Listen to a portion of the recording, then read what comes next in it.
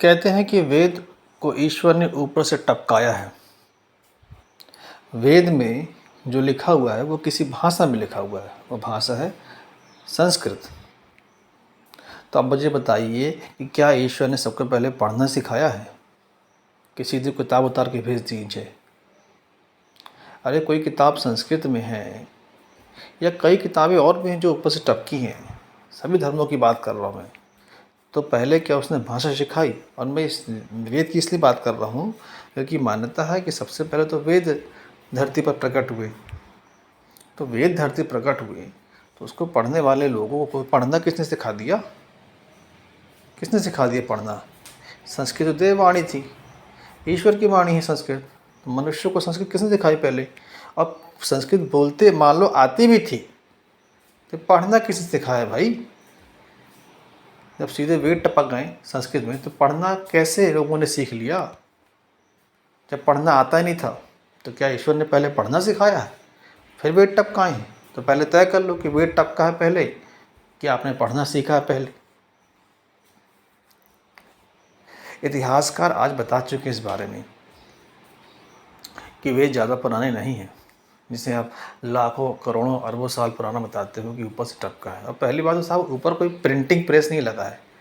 किताबों को छपने के लिए प्रेस चाहिए, स्याही चाहिए, मशीन चाहिए।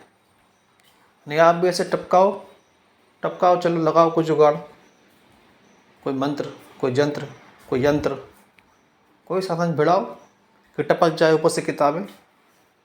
ऊपर से कोई किताबें नहीं टपकेंगी।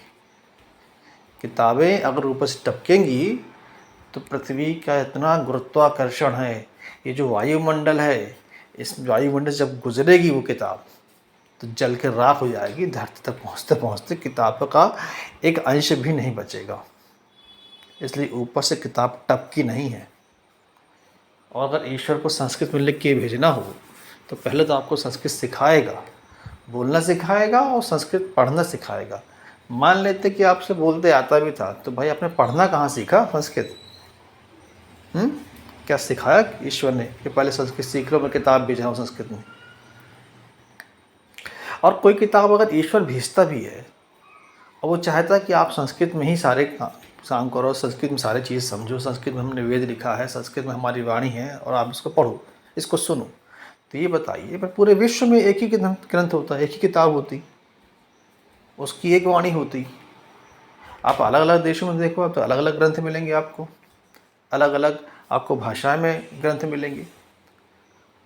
तो उसको अगर आपको एक ही ज्ञान देना होगा, पूरे पृथ्वी तो पूरी इसकी है, पूरे जनता उसकी है, पूरे इंसान उसके हैं, तो सबको एक ही भाषाओं में ज्ञान देगा ना। अगर आपको एक काम दे दी जाए कि आपको अपनी बात सबको रखनी है तो क्या करोगे आप कोई नियम बनाओगे, आप कहीं के राजा हो, आपको पूरी पृथ्वी के राजा बना दे तो क्या करोगे आप यही करोगे ना कि जो आप भाषा बनाओगे वही भाषा सब बोलेंगे। अगर सब कुछ आपके कंट्रोल में है तो भाषा वही बोलेंगे जो आप बनाओगे, किताब वही पढ़ेंगे जो आप पढ़ाओगे।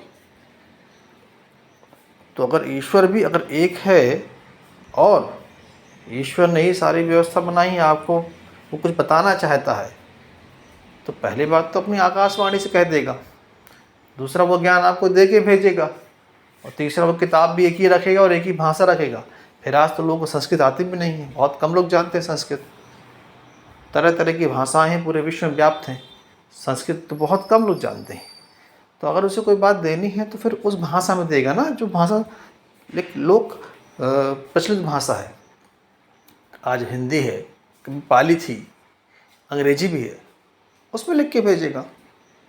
और एक बार भेजेगा तो ऐसी किताब भेजेगा जो नष्ट ही ना हो, जिसको न जलाया जा सके, न जिसको गलाया जा सके, न उसके कीड़े खा सके, न उसमें नमी लग सके, ऐसी किताब भेजेगा। मगर आपकी किताब तो जल जाती है, आपकी किताब को तो कीड़े लग जाते हैं, कीड़े, और आपकी किताब तो नष्ट भी जाती है एक समय के उपरांत।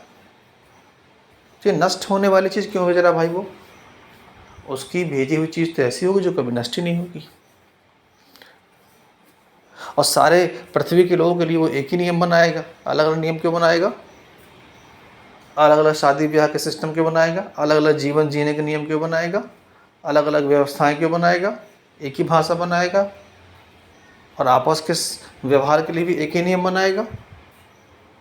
तो इसका मतलब ये है कि उनको चलाने वाले कोई एक नहीं है। हर व्यक्ति अपने से ही जीवन चला रहा है। हर व्यक्ति का वो जिस समाज से जुड़ा है उस समाज के नियमों से ही जीवन जी रहा है। उस समाज की अपनी भाषाएं, उसके परिवेश है, उसकी भाषाएं, खान पान, रहन सहन है। और ये धीरे धीरे विकसित हुआ है अलग अलग क्षेत्रों में। अगर आप ही कह दिया जाए कि आपको ये पूरी पृथ्वी को रूल करना है, शासन करना है, सबको आपको पैदा भी करना है और आप पैदा करोगे, कोई नियम आप बनाओगे, एक भाषा रखोगे आप, और फिर देखिए आपने इंसानों की भाषा तो कर दिया आपने, चलिए संस्कृत, ये शेर, चीता, भालू, कीड़े मकोड़े, पक्षी, पशु, इनके लिए आपने अलग अलग भाषाएं, भाई इनको भी भाई आप देते हैं ना संस्कृत भाषा, सबके सब संस्कृत में बातें करते हैं और आज भी करते, कल भी करते, आज भी करते हैं, बनाते ऐसा नहीं है। ये सब अलग अलग भाषाएं बोल रहे हैं, इसका मतलब है इनका विकास अलग अलग ढंग से हुआ है। ये सब जीव जंतु, कीड़े मकोड़े अलग अलग तरह से प्रजनन करते हैं। ये साबित करता है कि इनका जो उत्पत्ति है, इनका जो विकास है वो अलग तरीके से हुआ है। सब अलग अलग क्षेत्रों में अलग अलग ढंग से हुआ है।